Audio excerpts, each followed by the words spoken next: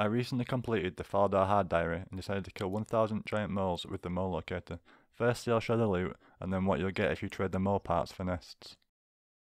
As you can see, a big chunk of money comes from mole parts, with U-logs just behind them and a surprising amount coming from iron arrows. The total loot was around 16.5 mil, which puts the value of each kill at around 16.5k.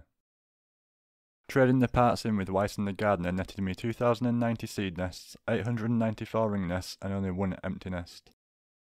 I think I was unlucky with the amount of magic seeds I received, but got a decent amount of expensive seeds otherwise. The total of all seeds came at just shy of 7.4 mil, which puts the value of each nest at around 3.5k, not including the price of the nest itself.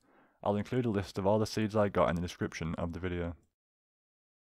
The average value of the ring nest was much lower than the seed ones, coming in at 628 GP each, for a ring's value of 561k. The value of nests varies by about 100 GP depending on whether they're crushed or not, with 50 GP per nest lost if you decide to have them crushed by Wesley in Nardah. Going by the price checker values gives you a theoretical profit of between 700k and 1 mil for trading in the mole parts over selling them directly on the GE.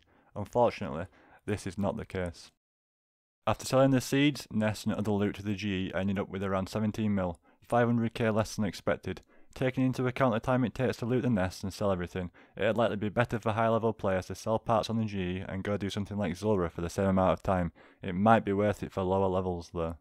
Here's the gear I used. I didn't see any real difference between the Darok and Stab setup, although for lower levels I think the Darok setup is the way to go. For the inventory, I have the Cadantine headgear as my light source, 4-door shield 3 for the mole locator, and a rock cake for 1 HP Daroking. I use super attack and strength as it works out much cheaper than super combat, especially as you'll be praying all the time.